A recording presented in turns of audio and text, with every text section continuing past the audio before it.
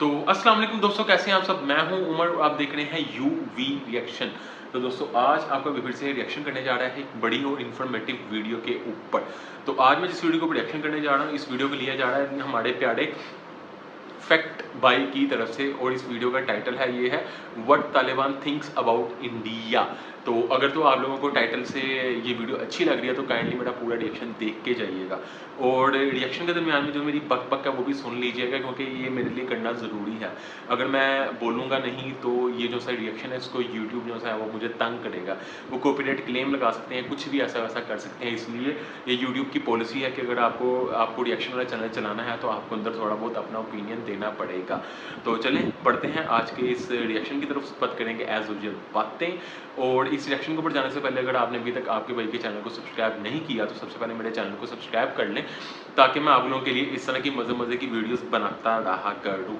तो चलिए जी, let's jump to the video और लेट्स स्टार्ट। हेलो भाई लोग, मैं हूँ फैक्ट भाई और आज तालिबान अफगान से पार होते हुए दिल्ली तक पहुँच गया है। अब आपको बताने की जरूरत नहीं कि दिल्ली से कश्मीर कितना दूर है। इनका ये इरादा दिखाई देता है इस हरकत से। दिसंबर 2022 में एक ऐसा बड़ा सा ग्लोब मैप तालिबान ने काबुल के बीचों बीच लगाया और इंडिया के नक्शे से कश्मीर को ही मिटा दिया। लेकिन एक जमाना था जब हम अफगानिस्तान पे इतना भरोसा करते थे कि हमने उनके आर्मी तक को ट्रेनिंग दी थी। पर अब देखो, तालिबानी टेररिस्ट ग्रुप ने एक वीडियो जारी करते हुए ये कहा है कि वो 2035 तक पूरे इंडिया पे कब्जा कर लेंगे। साल 2035 तक पूरे भारत को, साल 2037 तक तुर्कमेनिस्तान को, साल 2040 तक पूरे ईरान को तालिबान अपने कब्जे में कर लेगा। अब ये हुआ कैसे, आइए जानते हैं। तालिबान सुन के सबसे पहले दिमाग में यही सब आता है, राइट? और आएगा भी क्यों नहीं। अगर हम उनकी आइडियोलॉजी को करीब से देखेंगे तो हमें पता चलेगा कि कैसे उन्होंने आज अफगानिस्तान में ह्यूमन राइट्स का गला घोंट कर रखा हुआ है। जर्नलिस्ट, एक्टिविस्ट, ऑथर्स, यहाँ तक कि प्रोफेसर्स को भी अरेस्ट करके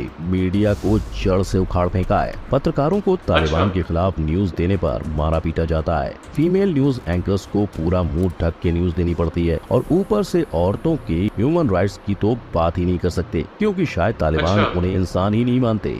जिस वजह से अफगानी औरतें आज बहुत बुरी हालत में अपनी जिंदगी काट रही हैं। वो आज भी घर से 75 किलोमीटर दूर नहीं जा सकती, और अगर उन्हें जाना हो तो वो सिर्फ घर के मर्दों के साथ ही जा सकती हैं। इसी वजह से उन्हें बड़ी से बड़ी बीमारी होने के बाद भी मेडिकल ट्रीटमेंट नसीब नहीं होती। इतना ही नहीं, 6th स्टैंडर्ड के बाद तो उनसे उनकी पढ़ाई का हक भी छीन लिया जाता है, और वहाँ डोमेस्टिक वायलेंस तो मानो एक आम बात है। ऐसे कट्टरवादी शरिया लॉ के पालनकर्ताओं ने जब अफगानिस्तान के ही मस्जिद पे अटैक किया तब वहाँ 30 इस्लामिक गुरु मारे गए और घायल होने वालों की संख्या 70 थी। मतलब जिन्होंने खुद के धर्म गुरुओं को नहीं बख्शा, उनसे हिंदुस्तानियों के लिए अच्छे इरादों की उम्मीद कैसे करें। यार मैं एक बात बताऊं, जो सी इन्होंने बात की है कि औरत जो सी है वो अपने घर से 75 किलोमीटर तक बाहर नहीं जा सकती, तो ये बेसिकली इस्लामिक लॉ है।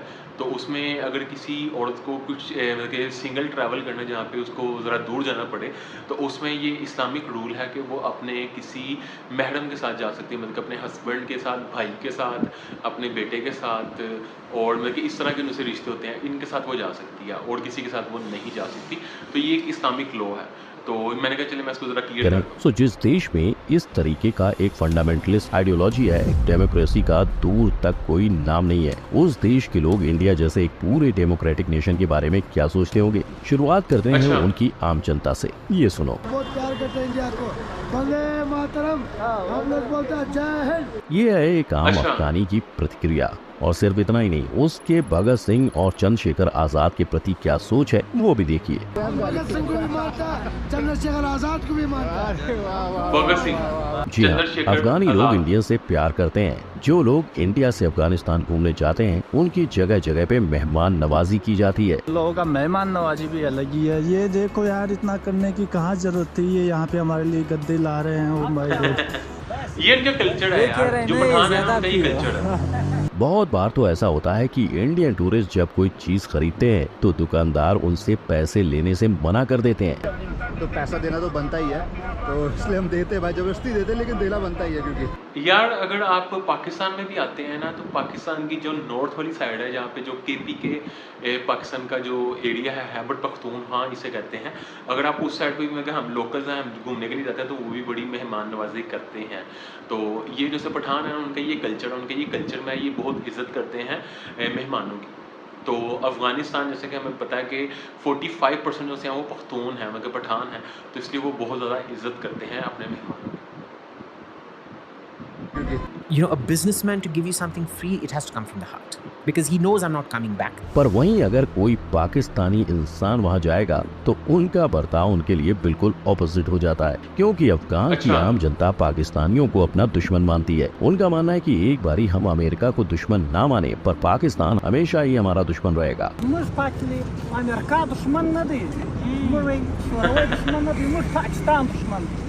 और इसी इंडियन आदमी को पहले जब उन्होंने पाकिस्तानी समझा तो अफगानी चचा गुस्से से फूल गए, पर उन्हें जैसे ही पता चला कि ये तो इंडियन है, फिर उसकी खातिरदारी में कोई कसर नहीं छोड़ी। तो जब मैंने आपको देखा कि आप इंडिया से हो, फिर मुझे आप बहुत अच्छा प्यारे लगा। यहाँ तक कि पाकिस्तान में रहने वाला अफगानी युवा इंडिया की साइड लेते हुए पाकिस्तान से लड़ पड़ा। जो अफगान के बंदे हैं वो इंडिया को सपोर्ट करते क्यों करते हैं, यही वजह पूछते हैं ना दोस्त। इसी से पता चलता है कि अफगानी इंसान हिंदुस्तानियों को सच्चे दिल से अपना दोस्त मानते हैं। अब ये तो थी अफगानी जनता, पर जब एक हिंदुस्तानी तालिबानी लीडर से मिला जिसके अंडर अफगानिस्तान का पूरा एरिया था, तो उसने भी हिंदुस्तानी इंसान की जमकर मेहमान नवाजी की। और जब उसका तालिबानी सोल्जर के साथ इंटरेक्शन हुआ तो उसका कुछ ऐसा रिएक्शन था। काफी अच्छा लगा इन लोगों से मिलके यार, बहुत अच्छा लगा। इतना ही नहीं, वो खुद हिंदुस्तानी बंदे की थाली में खाना परोस रहा था। और तो और एक इंटरव्यू में तालिबानी फॉरेन मिनिस्टर को इंडिया के बारे में राय पूछी गई तो उसने ये जवाब दिया। आपके इंडिया के साथ ताल्लुकात कैसे हैं, फ्यूचर में उनको कैसा देखते हैं और पाकिस्तान की तरफ से क्या रद्द-ए-अमल मिल रहा है? हमारी सफारतकारी और दीगर ममालिक के साथ ताल्लुकात अच्छी पॉलिसी अप्रोच पर मुश्तमिल है।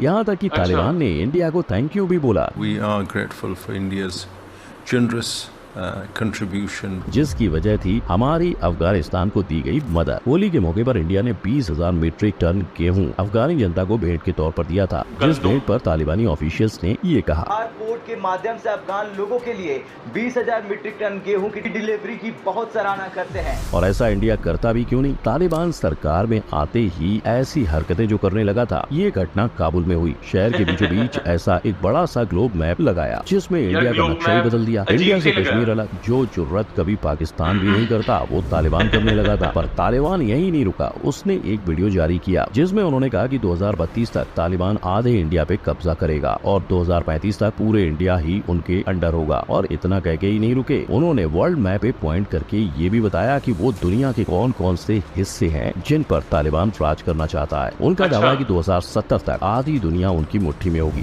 लेकिन ये सब उनकी हरकतें तब की थी जब वो नए सत्ता में आए थे। पर जैसे ही उन्होंने अफगानिस्तान पे शासन करना शुरू किया तो उन्हें समझ आया कि एक देश चलाना बंदूक चलाने जितना आसान नहीं होता। और अफगानिस्तान की इकोनॉमी पहले से ही इतनी कमजोर थी कि अब दूसरे देशों से मदद लेने के अलावा उनके पास कोई और चारा नहीं बचा। पर तालिबान की टेररिस्ट इमेज की वजह से सारे देशों ने उनसे बायकॉट कर दिया। अब उनके पास था एक ही सारा, भारत देश हमारा, जिसकी वजह से आज तालिबान से ऑफिशियल मांग की जा रही है कि उनका एम्बेसडर इंडिया में होना चाहिए। यानी एक तालिबानी आके दिल्ली तक पहुँच जाएगा। आपको क्या लगता है, जिस तालिबान की पहचान ही टेररिज्म है उसे अपने घर में जगह दी जाए? वो ये भी चाहते हैं कि पहले इंडियन गवर्नमेंट ने अफगानिस्तान में जो इंफ्रास्ट्रक्चर प्रोजेक्ट चालू किए थे उन्हें वो कंप्लीट करे। ये मैंने सुना था, बनाए हैं उधर बहुत रिकंस्ट्रक्शन प्रोजेक्ट, ये मैंने सुना था तालिबान ने कहा था कि पहले आप अपने प्रोजेक्ट पूरे करें। वो कंप्लीट नहीं हो चुके हैं, इनकम्प्लीट है, पार्लियामेंट वो कंप्लीट करें क्योंकि वो आवाम के लिए। भारत के हवाले से आप लोगों की अब क्या मौकफ है? हमने कहा किसी मुल्क को, किसी ग्रुप को, किस पर को हम इजाजत नहीं देंगे कि अफगानिस्तान की सरजमीन किसके खिलाफ इस्तेमाल करें। इसके अलावा वो ये तक चाहते हैं कि अफगान की चीज इंडिया में एक्सपोर्ट हो, जिससे कि तालिबान और इंडिया में फिर से ट्रेड शुरू हो जाए। पर एक देश है जो इस सबसे नाखुश है और उसे डर लग रहा है कि अगर इंडिया अफगानिस्तान के रिलेशंस अच्छे हो गए तो उसे सबसे बड़ा खतरा पैदा हो सकता है। जी हाँ, पाकिस्तान, जिसने दोनों देशों से पंगा लेके रखा हुआ है। और अगर हम वर्ल्ड मैप भी देखें तो कोई भी कह सकता है कि इंडिया अफगानिस्तान के मिलन से पाकिस्तान कितना संकट में आ सकता है, जिस वजह से पाकिस्तानी जनता भी इंडिया अफगान के रिलेशन पे कुछ ऐसे रिएक्शन देते नजर आते हैं। आप एजुकेशन दे रहा है इंडिया, तालीम दे रहा है, गंदम दे रहा है अफगानिस्तान को, तो वहाँ इनडायरेक्टली वहाँ की सोसाइटी में ये असर आएगा कि भाई हमारे मुश्किल वक्त में जो हमारे बच्चों को पढ़ा रहा है, हमें जो खाना दे रहा है, या हमें जो बाकी अस्पताल के फैसिलिटीज दे रहे हैं वो इंडिया है। लेकिन रही बात अफगानी जनता की, तो वो इंडिया के बारे बारे में भला ही कहती है। देखिए, हमें अफगानी जनता के इरादों पर कोई शक नहीं है। वो तो खुद तालिबान के कहर से परेशान है। शायद इसी वजह से उन्हें इंडिया में एक सच्चा दोस्त दिखाई देता है।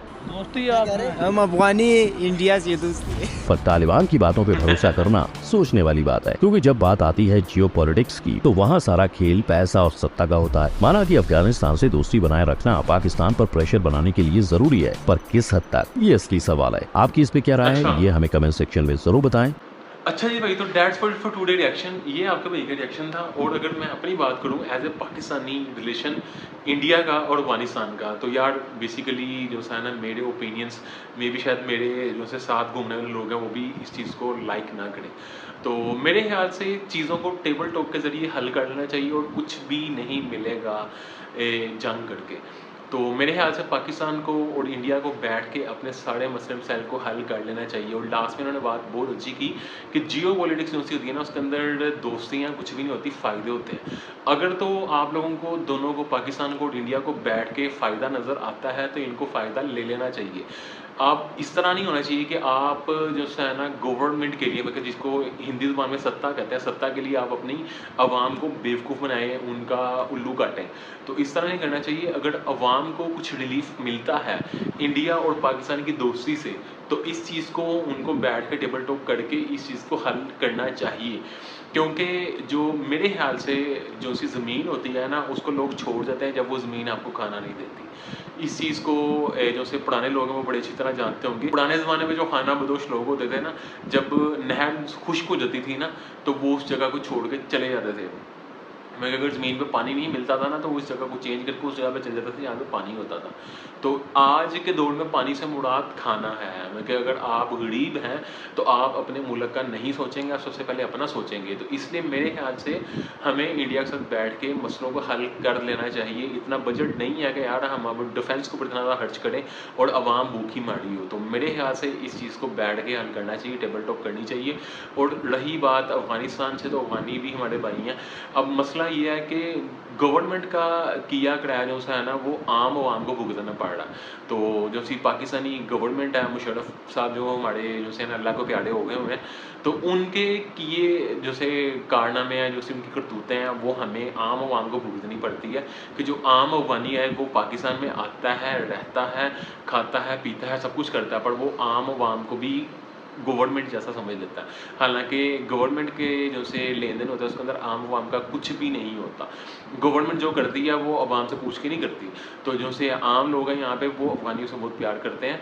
अब ज़ाहिर बात है, जब उनको नैरेटिव ये पेश किया जाएगा कि पाकिस्तान नहीं किया, तो वो पाकिस्तान की आवाम से भी प्यार नहीं करेंगे। जैसे इंडिया है, इंडिया में भी बहुत लोग, नो डाउट जो एजुकेटेड लोग हैं वो बहुत प्यार करते हैं, बट जो लोग जो से है ना प्रोपोगंडा सारा दिन देखते रहते हैं, मतलब जो कंज्यूम करते हैं जो सी 24 आवर न्यूज़ चैनल्स को, तो उनके जहन में यही होता है कि भाई मैं जाऊँगा इसको मारूंगा, चाहे वो पाकिस्तानी साइड से हो या इंडियन साइड से हो। तो काफ़ी लंबी वीडियो मैंने कर दी है बोल के। तो आपका जो ओपिनियन हो वो आप मुझे कमेंट्स के अंदर दे सकते हैं। तो दोबारा मुलाकात होगी ऐसी किसी मज़े की वीडियो के साथ। तब तक के लिए अपना बहुत ज़्यादा ध्यान रखें। Stay safe, keep smiling and खुदा हाफिज़।